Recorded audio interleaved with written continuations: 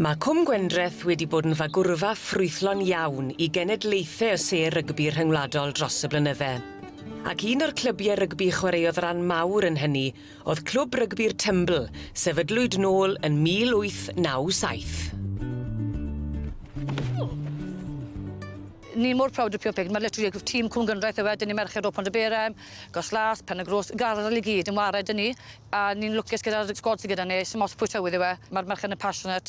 A literally maen nhw can't wait I do mas o tŷ, gadael y plant gydra, jyst dod a cael release fach am awr ynyr. Ti 'di gweld ne o fod gyda nhw, maen nhw'n wir yn joio fe ac mae'r timlad yn y dîm dych chi fyd yn Piod Pinc yn y se? Definitely. Oh, yeah, lovely. Ato. Good. Go. Ysgwyd dynta, roch fe. Yes! Beth sy'n neis hefyd, mae gymaint o arloedran yn ran o'r tîm fyd. Dyn ni mixo merched yn uni, mame, merched single, a dyn ni mlaen I oed 50.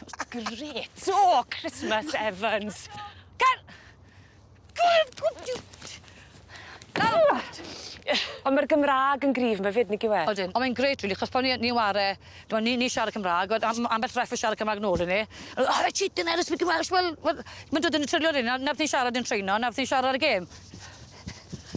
Gwrdd fi? Yes! Tiw, ond y gloi eddi, boys. Ti yw'r capten? Yeah, oldest captain in town. Yeah, so fi'n captain yn 5 mlynedd nawr, so 42 dechrau. Fi'n 47 nawr, a mae'n ferch I jyst I troi 18, so yn y gyd yn I gweud, right, fi'n I waras bod ser yn 18, a then I'll hang my boots up, ond sa'n gweld hwnna'n digwydd yn... Na, dim eto. Bydd super sub wedyn felly. Gwyn I weld. A dwi fi wedi cael blas o waren erbyn seren. Ti'n mo be? Pocket rocket ydw I. Mae'n diwyd e.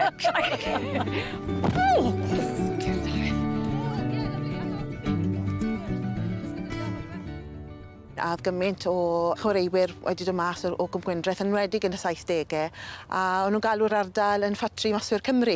Ie, achos pa chwaraewyr yn benodol ni sôn amdanyn nhw? Mae Carwyn James, wrth gwrs, falle mwyaf enwog, fel hyfforddwr, fel chwaraewr, gryf dros y Gymraeg hefyd, hwnna'n bwysig iawn o ran Cwm Gwendreth iddo fe. Wedyn oedd gyda ni Barry John, wrth gwrs, yr un pentre ddoi o Gyfneithyn, ac wedyn, wrth gwrs, mae rhaid fi sôn hefyd am Gareth Davies o'r Tymbl, chwaraewr arbennig iawn. Ie, bachan lleol, yn llythrenol, yn dyfe. Ond wrth edrych ar Cwm Gwendreth yn ehangach wedyn, mae yna sawl chwaraewr rygbi wedi dod o'r ardal, yn dyse?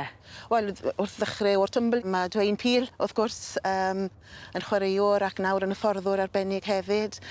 Wedyn, jyst lawr tym y bach, ran farwol graf, Drian, mynydd y Garreg. Ti'n meddwl nôl nawr I ddechreuad Clwb Rygbi Tymbl a'r y dynon a'r gweithwyr nath adeiladu fan hyn, yn dyfe?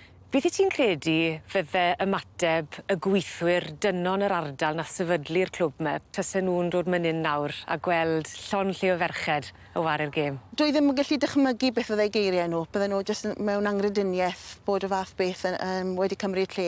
Achos o ran y clwb, clwb y gweithwyr, oedd dim hawl darmenod I fi mewn a'i ddechrau. A nawr yn aml iawn, mae'r merched yn cymryd dros y clwb rygbi ar ôl gêm yr ddydd Sul. Mewn 5 mlynedd, mae'r Piod Pinc wedi tyfu yn aruthrol. A ni'n enwog dros Gymru, wedi gwir. Maen nhw'n joio dod i'r Tymbl I weld y merched.